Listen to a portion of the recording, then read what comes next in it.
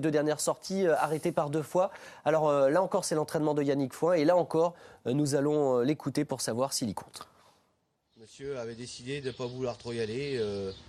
Il est parti normal, sans plus. Et sur la première haie, il a mis un gros coup de frein.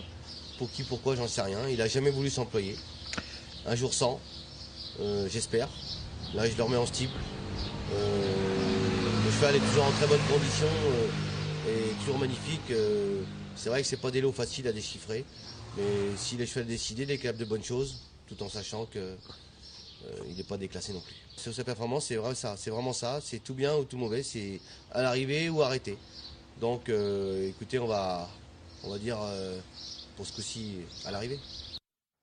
Bon, tout ou rien. A priori, Laurent, quand on regarde quand même ces 2 derniers classements, on a tendance à vouloir l'éliminer. Ouais, c'est vrai qu'il reste sur 2 échecs, 2 fois arrêté, mais son entraîneur Yannick Foin nous a donné l'explication. C'est une question de caractère. Alors, auparavant, il avait quand même signé un succès, mais c'était dans un réclamé. Alors là, il retrouve la catégorie des grands handicaps. C'est un cheval aguerri qui a montré des moyens. Donc, s'il est bien luné, pourquoi pas le voir prendre une 5e place à très belle cote. En tout cas, vous pensez qu'il y aura beaucoup d'outsiders. Donc, lui peut faire partie du wagon. Pourquoi pas? Nous, en tout cas, on l'élimine. Ce numéro 15, c'est vrai qu'on a été un peu sévère, mais Portos Mardio, qui nous a déçus les 2 dernières fois, eh bien, on lui en tient un petit peu rigueur. On termine avec le 16, Professeur.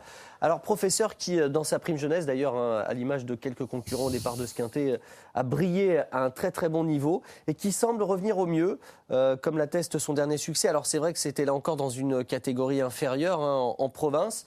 Mais du coup, est-ce que ça peut le faire pour Professeur? Est-ce que vous pensez qu'il a recouvré une bonne partie de son potentiel? Moi, je ne pense pas qu'il ait retrouvé l'ensemble de son potentiel. Il a maintenant 10 ans, a connu pas mal d'interruptions de carrière, a changé d'entraînement voici quelques mois et maintenant dans une écurie en pleine forme, celle d'Augustin de Bois-Brunet. Donc méfiance, c'est vrai que l'opposition n'a rien à voir avec celle de Lyon-Paris la dernière fois.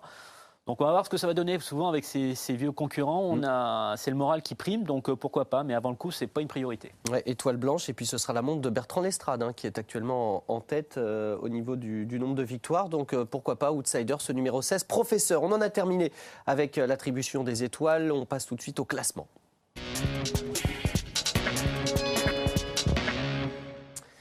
Et oui, à 3 minutes de la conclusion de cette émission, il est maintenant temps de résumer tout cela avec les priorités. Alors, on a donné 4 étoiles dorées, 4 favoris selon nous, Laurent. Le 4, Pasternakovic, le 9, Kalinegari, le 11, Topin Rochelet et le 14, Speedy Flight. Oui, c'est tout à fait logique. Parmi les outsiders, alors Calmonto, on a été très généreux. Peut-être comme True Love Mail, le numéro 5, a priori sa chance ne saute pas aux yeux, mais c'est pas mal pour les places. Marvaline également pour l'entraînement de Jérôme Follin, Marvaline qui ne court qu'à bon escient. Ulysse de Touzel, le numéro 8, a priori c'est pas mal. Et puis grand spectacle. Que le terrain soit à sa convenance. Grand spectacle, le numéro 10, qui effectue le déplacement avec des ambitions. Alors parmi les outsiders, je crois savoir qu'il enchantait le numéro 1, vous l'aimez beaucoup. Tout comme son compagnon d'entraînement, le 3, Président José. Le Président José également, que l'on a classé parmi les outsiders. Et puis 2 délaissés, les numéros 13 et 15. On va maintenant passer au prono, juste le temps d'un jingle.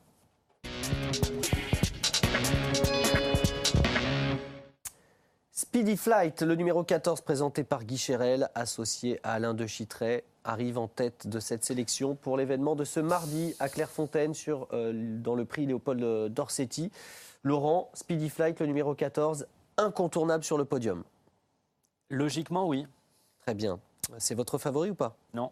Très bien. Le numéro 11, Topin Rochelet, qui arrive en 2e position. Votre favori? Non. Mon 4e. Bon, en tout cas, vous êtes d'accord, ce numéro 11 oui, tout à fait. a une toute première chance. Ensuite, le 4, Pasternakovic, qui arrive en 3e position. Laurent? C'est mon favori. Ah, voilà, très bien. Je l'aime beaucoup, il a été préparé pour, même si c'est quand même une petite rentrée. Le 8 ensuite, Ulysse de Touzel qui arrive 5e devant le numéro 7, Marvaline. Le 10, Grand Spectacle. Et le numéro 5, True Love Mail. Donc la sélection chiffrée, Laurent, 14, 11, 4, 9, 8, 7, 10 et 5. Des regrets, le 2, Calmonto. L'As, il est enchanté, surtout pour vous?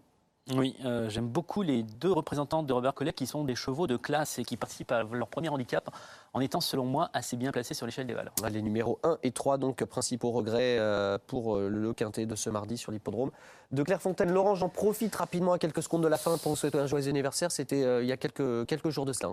Oh, c'était vendredi.